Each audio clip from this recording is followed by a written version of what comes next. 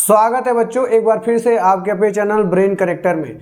तो आज हम लोग देखने वाले हैं बहुत ही इजी चैप्टर, और इजी चैप्टर मैं कह रहा हूँ क्लास 10 से, जिसको हम लोग कहते हैं पॉलिनोमियल। आराम से 4-5 नंबर आप हासिल कर सकते हैं अगर इस चैप्टर के बस थ्योरम को देख लें और आपका बेसिक कैलकुलेशन पे कमांड हो।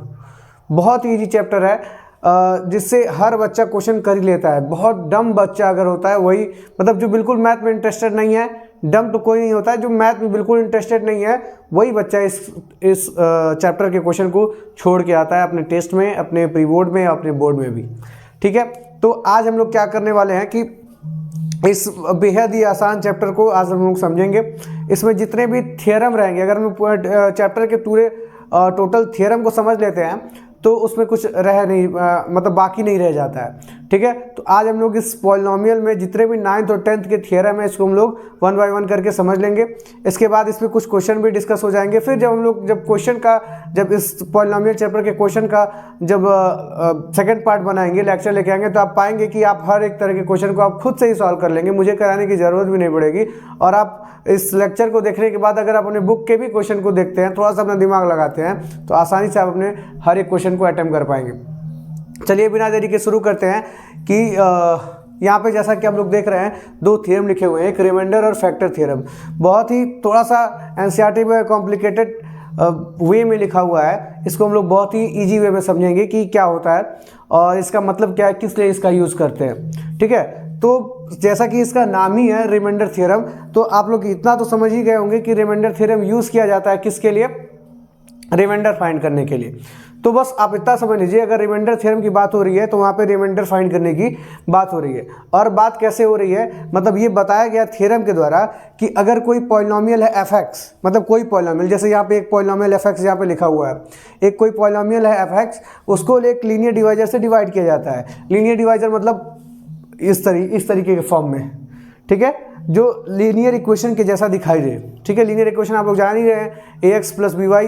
जैसे अगर लीनियर इक्वेशन 2 वेरिएबल की बात करें तो ax plus b y plus c is equal to 0 होता है, या फिर अगर 1 वेरिएबल की बात करें तो ax plus b is equal to 0।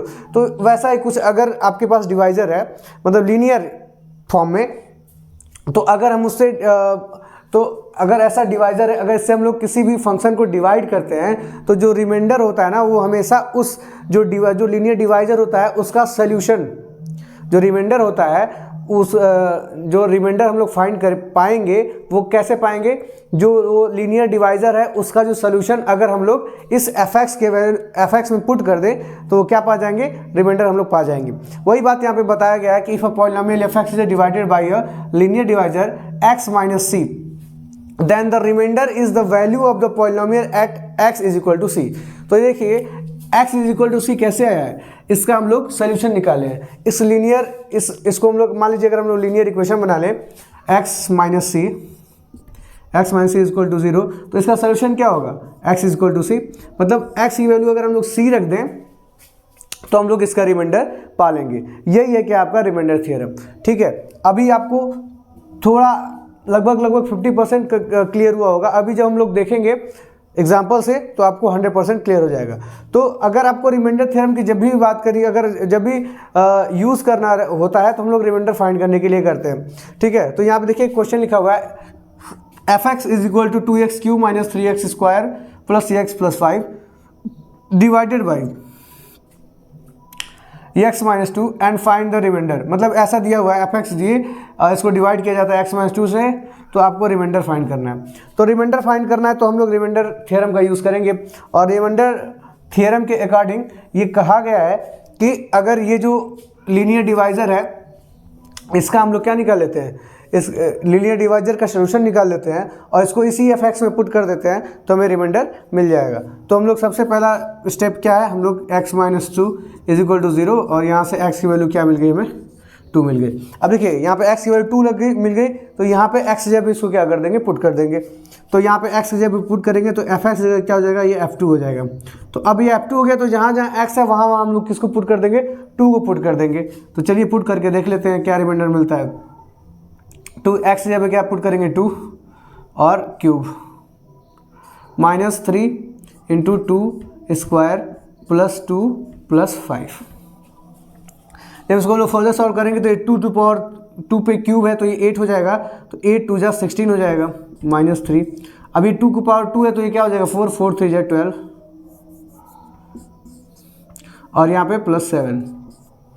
अब यहाँ से जब इसको माइनस करेंगे तो ये हो जाएगा आपका 16 - 12 कितना हो जाएगा आपका 4 + 7 और जब इसको ऐड करेंगे तो ये हो जाएगा 11।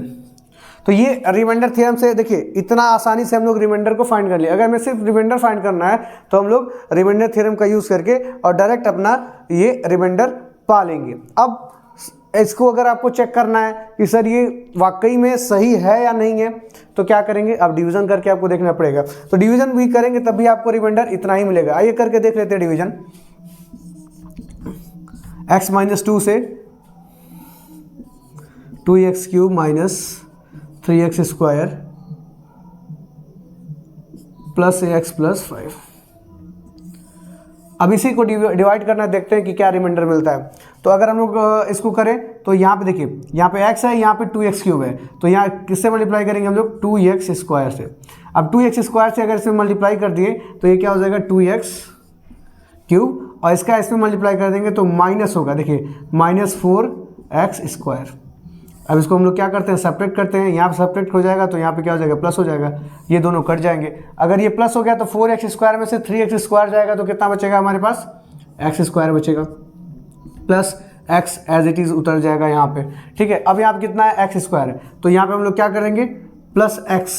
अब देखिए x से x में मल्टीप्लाई होगा तो क्या हो जाएगा x² और x का 2 में मल्टीप्लाई होगा तो क्या हो जाएगा -2x। आई होप ये डिवीजन आपको आता है क्योंकि क्लास 7 क्लास 8 में ये अवेलेबल है और आप लोग क्लास 7 क्लास 8 से ही इसको सॉल्व करते आ रहे हैं। ठीक है, अब यहाँ पे अगर हम लोग माइनस करें यहाँ प्लस करें तो ये कट जाएगा और ये क्या हो जाएगा 3x, ये प्लस है ये भी प्लस 3x और यहाँ पे क्या हो जाएगा +5। ठीक है, अब देखिए यहाँ पे x है और यहाँ पे क्या है 3 है, तो यहाँ पे हम लोग क्या कर दें +3 कर दें तो 3 से ये मल्टीप्लाई होगा तो 3x हो जाएगा और 3 से 2 में मल्टीप्लाई होगा तो क्या हो जाएगा 3 2 जा 6 तो -6। अब देखिए यहाँ माइनस करेंगे यहाँ प्लस करेंगे, ये कट जाएगा और यहाँ +6 और +5 क्या हो जाएगा आपका +11। तो देख रहे हैं कि यहाँ पे भी रिमाइंडर हमें क्या मिल गया 11 मिल गया और यहाँ से ये प्रूव होता है कि रिमाइंडर थ्योरम जो भी कह रहा है वो सही कह रहा है। ठीक है, तो इस पे बिना हम लोग डिवीजन किए आंख बंद करके इस थ्योरम पे विश्वास करके और रिमाइंडर डायरेक्टली फाइंड कर सकते हैं बिना अपने टाइम को खराब किए हुए। ठीक है, तो अगर आपको रिमाइंडर फाइंड करना है किसी भी पॉलिनोमियल का और उसका डिवाइजर दे रखा है तो बस उसके सोल्यूशन को निकालेंगे और उसमें पुट कर देंगे वैल्यू और जो आंसर आएगा वही आपका क्या होगा रिमाइंडर होगा। तो बस इतनी सी बात है रिमाइंडर थ्योरम की, बहुत दिमाग लगाने की कोई बात नहीं है। अगर कोई बोलेगा कि रिमाइंडर थ्योरम क्या कहता है तो आप बताएंगे रिमाइंडर फाइंड करने का एक बहुत ही आसान तरीका बताता है और वो तरीका क्या है कि जो भी डिवाइजर है उसका वैल्यू निकाल के उसका जो सोल्यूशन है अगर उस पॉलिनोमियल में पुट कर देंगे तो हमें मिल जाएगा अपना रिमाइंडर। ठीक है, आई होप ये आपको समझ में आया है। अगर आप इसका नोट बनाना चाहें तो बना सकते हैं और उसके बाद फिर हम लोग आगे बढ़ते हैं। दूसरा क्या है हम लोग का, दूसरा है फैक्टर थ्योरम। अब ये फैक्टर थ्योरम क्या होता है, ये फैक्टर थ्योरम बस इससे एक कदम आगे चलता है और बताता है जो भी काम हम लोग कर रहे थे। ठीक है, अब रिमाइंडर थ्योरम रिमाइंडर के बारे में बताता है और फैक्टर थ्योरम फैक्टर के बारे में बताता है। अब फैक्टर थ्योरम क्या कहता है, polynomial f(x) has x - c as a factor if and only if fc is equal to 0। मतलब क्या कि अगर हम लोग जो लीनियर हमारा डिवाइजर था अगर इसका वैल्यू निकाल के और इस पॉलिनोमियल में पुट करते हैं और वो रिमाइंडर जो आ रहा था उसकी जगह पे 0 आ जाता है तो हम बोलेंगे ये इसका क्या है फैक्टर है। आ रही बात समझ में, जो अभी तक हम लोग काम कर रहे थे पूरा काम वही करेंगे। ठीक है, बस हम लोग जो ये रिमाइंडर जब इसको सॉल्व करेंगे तो क्या आ जाएगा 0 आ जाएगा। अगर 0 आ जाएगा तो यही फैक्टर थ्योरम कहता है कि अगर वैल्यू पुट करने पे आंसर 0 आ जाता है तो वो जो लीनियर जो हमारा लीनियर डिवाइजर है वो इसका क्या होगा f(x) का एक फैक्टर होगा। ठीक है, जैसे आप देखिए a polynomial f(x) has x - c as a factor. कब होगा फैक्टर, ये x - c इस f(x) का कब फैक्टर होगा, इफ़ एंड ओनली इफ तभी होगा जब fc क्या हो जाए 0 हो जाए। तो fc 0 हो जाएगा तो ये कि उसका क्या कहलाएगा फैक्टर कहलाएगा। आइए देखते हैं। तो देखिए x - c, अब देखिए x - c यहाँ पे हम लोग क्या कर लेंगे x = 1 = 0 करके 1 निकाल लेंगे। x minus one equal to 0, तो यहाँ पे x इक्वल टू 1। अब देखिए x इक्वल टू 1, तो x जगह पे 1 रख के देखते हैं हम लोग, तो 1 cube minus 3 square plus 3 into 1 minus 1। अब इसको सॉल्व करिए, ये 1 माइनस 3 प्लस 3 माइनस 1, देखिए प्लस 3 माइनस 3 और माइनस 1 प्लस 1, ये इक्वल टू क्या हो गया, 0 हो गया। मतलब ये क्या है आपका x माइनस 1 एक फैक्टर है किसका, इसका। अच्छा, फैक्टर कब कहलाएगा, जब ये फैक्टर क्या होता है, जब कोई नंबर किसी नंबर को कंप्लीटली डिवाइड कर दे, वो नंबर उस नंबर का क्या कहलाता है, फैक्टर कहलाता है। मतलब इसका मतलब ये हुआ सर कि ये x माइनस 1 भी इस फंक्शन को पूरा पूरा क्या कर देगा, डिवाइड कर देगा। मतलब इस पॉलिनोमियल को पूरा पूरा क्या कर देगा, डिवाइड कर देगा। तो सर एक बार चेक करके देख लेते हैं, आइए करके देख लेते हैं। तो x minus 1 x Q minus 3 x square plus 3x minus 1।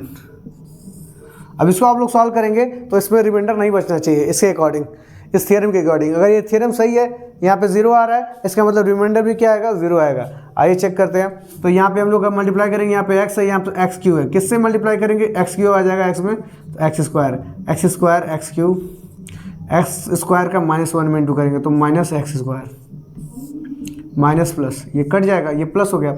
अब देखिए ये क्या हो जाएगा, माइनस 2x स्क्वायर। मैं इतना मान के चल रहा हूँ कि ये सारी चीज़ें आपको आती हैं, डिवीजन वगैरह, क्योंकि मैं भी पढ़ा चुका हूँ, आप लोग भी अपने क्लासेस में पढ़े होंगे।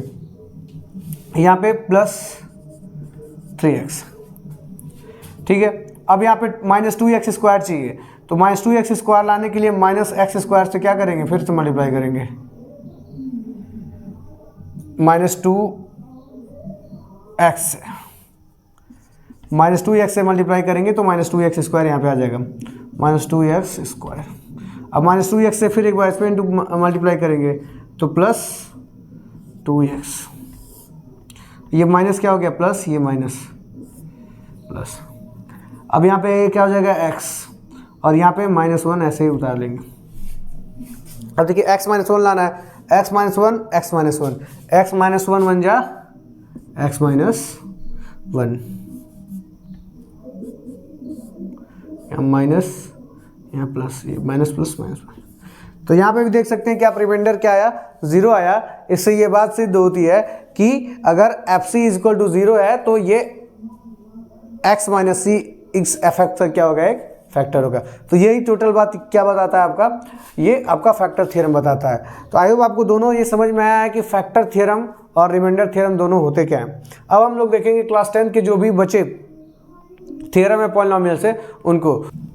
आइए बच्चों देखते हैं क्लास 10 से ये 2 थ्योरम हैं जो आपके एग्जामिनेशन में अक्सर करके देखने को मिल जाते हैं, और इन्हीं 2 थ्योरम से आपको क्वेश्चन भी देखने को मिलेंगे। वो जो बाकी जो पीछे अभी हम लोग कुछ देर पहले थ्योरम पढ़े हैं वो क्लास 9 से हैं, तो उसका यूज़ आपको देखने को मिलेगा। डायरेक्टली क्वेश्चन आपको थ्योरम इन्हीं दोनों थ्योरम पे देखने को मिलेंगे। तो ये दोनों थ्योरम आपके लिए है बहुत ज़्यादा इम्पॉर्टेंट। तो इनको आप याद तो आपको करना ही है, ठीक है, और समझ लेंगे तो आपको याद करने की ज़रूरत नहीं पड़ेगी। मतलब आप किसी भी, चाहे समझ के याद करें चाहे किसी भी तरह याद करें, ये आपको याद होना ज़रूरी है, ठीक है। तो आइए समझते हैं कि ये थ्योरम कहते क्या है। तो पहला तो आपको बताता है कि क्या रिलेशन है किसमें, जीरोज़ और कोफिशिएंट में किसी पॉलिनोमियल के। तो उस चीज़ को हम लोग समझेंगे। इस पर मैं एक प्रॉपर एक वीडियो बनाया हूँ, मेरे यूट्यूब का फर्स्ट वीडियो जो है वो इसी टॉपिक पे है, तो मैं उसका डिस्क्रिप्शन आपको इसमें डिस्क्रिप्शन में डाल दूंगा, उसको आप ज़रूर देखिएगा। बहुत अच्छे से मैंने समझाया है कि इसका रिलेशन ये कैसे आया है, इसका प्रूफ जो है वो वहाँ पे मैंने बहुत अच्छे से क्लियर किया है, तो वो वीडियो आप ज़रूर देखिएगा। फिलहाल आइए आज हम लोग समझ लेते हैं कि क्या ये बातें कह रहा है। तो यहाँ पे जो थ्योरम है फर्स्ट, ये क्या कहता है कि जीरोज़ और कोफिशिएंट के, किसी पॉलिनोमियल के जीरोज़ और कोफिशिएंट के बीच का ये क्या बताता है, एक रिलेशन बताता है। वो रिलेशन क्या है कि किसी भी polynomial f x equal to a x plus b x plus c के लिए जो सम ऑफ जीरोज़ हैं, जीरोज़ क्या होते हैं, उसके सोल्यूशन को ही जीरोज़ बोलते हैं। जैसे मान लीजिए कि अगर कोई क्वाड्रेटिक इक्वेशन अगर हम लोग ले लेते हैं, जैसे मान लीजिए क्वाड्रेटिक इक्वेशन है 2x square minus 4x plus 2, एक क्वाड्रेटिक इक्वेशन है, ठीक है। तो इसके कोफिशिएंट जैसे एक्स स्क्वायर कोफिशिएंट क्या हो गया, 2 हो गया, एक्स का कोफिशिएंट -4 और सी का कोफिशिएंट क्या हो गया, 2। जो जनरल फॉर्म होता है एक क्वाड्रेटिक, आप पॉलिनोमियल बोल लीजिए या फिर एक्सप्रेशन बोल लीजिए, ठीक है, वो होता है ax square plus b x plus c. Equation होगा तो ये 0 हो जाएगा इज इक्वल टू 0, और ये जब 0 नहीं रहेगा तो ये क्या बन जाएगा, एक एक्सप्रेशन बन जाएगा। ये भी क्या है, एक एक्सप्रेशन है। ठीक है, तो अभी हम लोग पॉलिनोमियल पढ़े हैं, तो पॉलिनोमियल हम लोग इक्वेशन नहीं पढ़ते हैं, एक्सप्रेशन ही पढ़ते हैं। ठीक है, यहाँ पे एफ एक्स हो जाएगा तो बताएगा कि इसका मतलब क्या हो गया, एक पॉलिनोमियल हो गया। अब करना क्या है, आप समझेंगे कि कोफिशिएंट क्या होता है। ठीक है, तो कोफिशिएंट मतलब देखो ये एक्स के साथ जो मल्टीप्लाई में है ना ये इसका क्या है, कोफिशिएंट है। तो यहाँ पे एक्स स्क्वायर के कोफिशिएंट में मल्टीप्लाई में क्या है, 2 है, तो यहाँ पे ए की वैल्यू क्या हो गई, 2 हो गया। ठीक है, उसके बाद यहाँ पे एक्स के साथ मल्टीप्लाई में क्या है, बी है, तो बी का वैल्यू क्या हो गया, -4 हो गया। और सी के साथ, सी की जगह क्या है, 2 है, तो यहाँ पे 2 हो गया। तो ये इसका क्या होगा, कोफिशिएंट। हम लोग डायरेक्ट कोफिशिएंट को लिख सकते हैं, बस अगर हमें ये जनरल एक्सप्रेशन है ये हमें पता होना चाहिए। जनरल एक्सप्रेशन क्या है, क्वाड्रेटिक का a x square plus b x plus c है। ठीक है, मतलब दोनों यहाँ बीच में क्या है, प्लस है, a x square plus b x plus c. इसके हिसाब से यहाँ से कंपेयर कर लेंगे, तो यहाँ से कंपेयर करेंगे तो एक्स स्क्वायर से एक्स स्क्वायर कंपेयर करेंगे तो ए बराबर क्या आ जाएगा, 2 आ जाएगा, बी बराबर क्या आ जाएगा, -4 आ जाएगा, सी बराबर क्या आ जाएगा, 2 हो गया। तो ये तो इसके क्या हो गया, ये कोफिशिएंट हो गए। अब इसके अगर हम लोग को निकालने हो सोल्यूशन या फिर रूट, तो कैसे निकालेंगे, तो ये भी आपको पता है, 2x स्क्वायर -4x प्लस 2, इसका ऐसे मल्टीप्लाई करेंगे तो कितना आ जाएगा, 2 2 ज़ा 4। तो हम लोग इसको ऐसे कर सकते हैं, 2x स्क्वायर -2x प्लस 2। अब इसका मल्टीप्लाई करेंगे तो क्या हो जाएगा, +4x स्क्वायर। अब यहाँ से हम लोग क्या 2x को कॉमन कर सकते हैं, 2x को जैसे ही कॉमन करेंगे तो यहाँ क्या बचेगा, x -1, और यहाँ पे भी हम लोग 2 को कॉमन कर लेंगे तो x -1, तो यहाँ पे 2x -2 1 और x -1 1, तो यहाँ से x की वैल्यू क्या आ गया, 1 और 1, और ये भी तो 1 ही होगा। 2x -2 इक्वल टू 0 करते हैं हम लोग, तो 2x इक्वल टू 2 और x equal to 2/2 is equal to 1। तो मतलब यहाँ से देख रहे हैं क्या कि x की वैल्यू जो रूट है इसका क्या आ रहा है, 1 है। तो इस चीज़ को हम लोग क्या बोलते हैं, रूट बोलते हैं। इसको क्या बोलते हैं, सोल्यूशन बोलते हैं, रूट बोलते हैं। ठीक है, इस इक्वेशन का या फिर इस एक्सप्रेशन का। तो इन्हीं दोनों के बीच में कि इनके जीरोज, इसको जीरोज बोलते हैं, जीरोज रूज और सोल्यूशन सब एक ही चीज़ है। ठीक है, तो बता यहाँ पे क्या बताया गया है, आपके 10th के जो ये थ्योरम है फर्स्ट, इसमें बताया गया है कि ये कोफिशिएंट और ये जीरोज के बीच में एक रिलेशन क्या है। तो वो रिलेशन यहाँ बताया गया है कि alpha plus beta equal to क्या होगा, -b/a, ये आपको याद होना चाहिए। और alpha into beta equal to क्या होगा, c/a होगा। ठीक है, अगर आपको रिलेशन आपको बताने के लिए बोला जाएगा तो आप लोग ऐसे बताएंगे। अच्छा, अब इसमें एक क्वेश्चन भी है, इस क्वेश्चन से हम लोग देख लेते हैं कैसे हम लोग इस तरह के क्वेश्चन को करेंगे।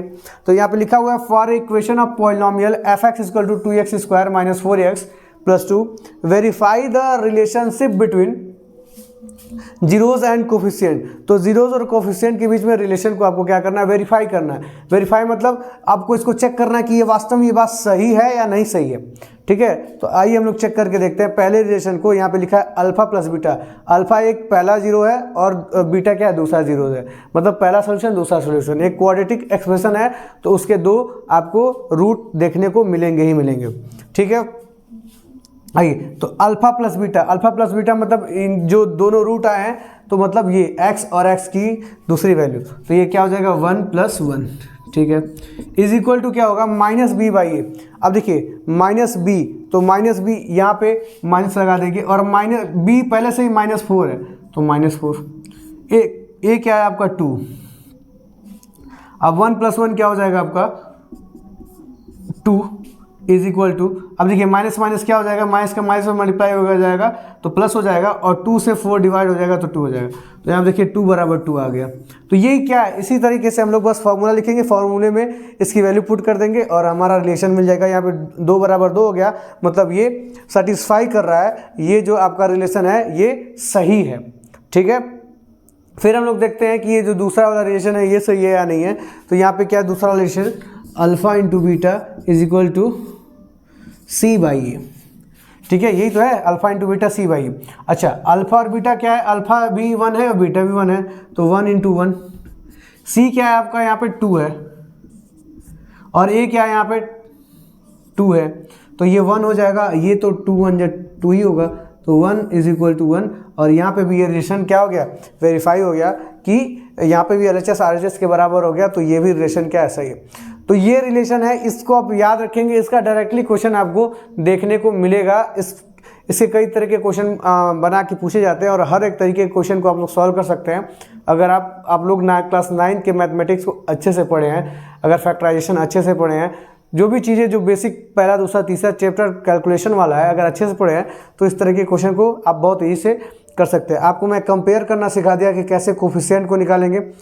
ये चीज़ तो आप क्लास 9 से बहुत अच्छे से पढ़ के आए होंगे कि किस तरह से रूट फाइंड करते हैं। नहीं भी फाइंड अगर आपको आया है तो मेरे बहुत सारे वीडियो है, आप जाइए और उनको देख लीजिए। मैं कोशिश करूंगा उनका जो लिंक है वो डिस्क्रिप्शन में डाल दूं और आप वहां से उसको कर पाएँ। तो इस तरीके से हम लोग रिलेशनशिप को क्या करेंगे, वेरीफाई करेंगे। अच्छा, ये बात हो गई हमारी फर्स्ट थ्योरम की। अब हम लोग बात करेंगे दूसरा थ्योरम क्या है हम लोग का।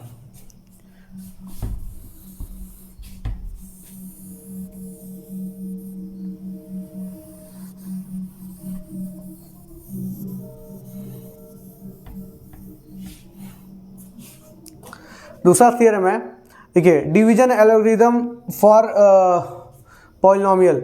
ठीक है, यहाँ पे डिवीजन एल्गोरिथम। अब डिवीजन एल्गोरिथम क्या होता है, ठीक है, तो डिवीजन एल्गोरिथम मतलब एक सिस्टमेटिक वे किसी भी चीज़ को लिखने का होता है। एल्गोरिथम का मतलब ये होता है किसी भी चीज़ को एक सिस्टमेटिक वे में लिखने को हम लोग क्या बोलते हैं, एल्गोरिथम बोलते हैं।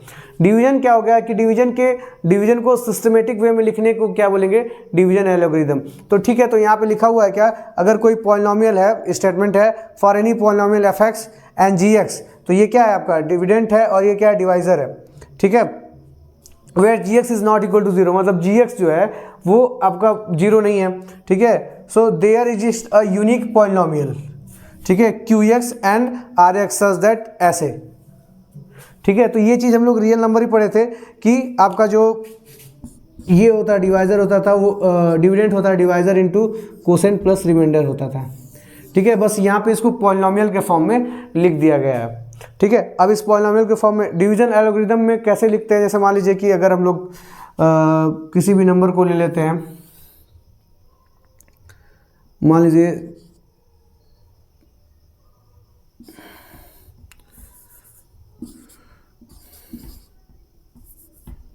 27 को ले लेते हैं, डिवाइड करते हैं। ठीक है, तो इससे डिवाइड करेंगे तो 2 1 या 2, यहाँ पे 0 हो जाएगा 7।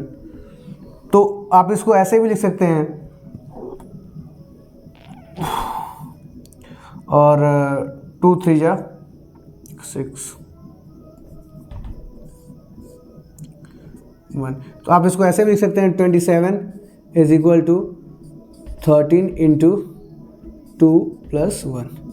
तो ये एक क्या हो गया, एक डिवीजन एल्गोरिथम फॉर्म में रिटर्न हो गया।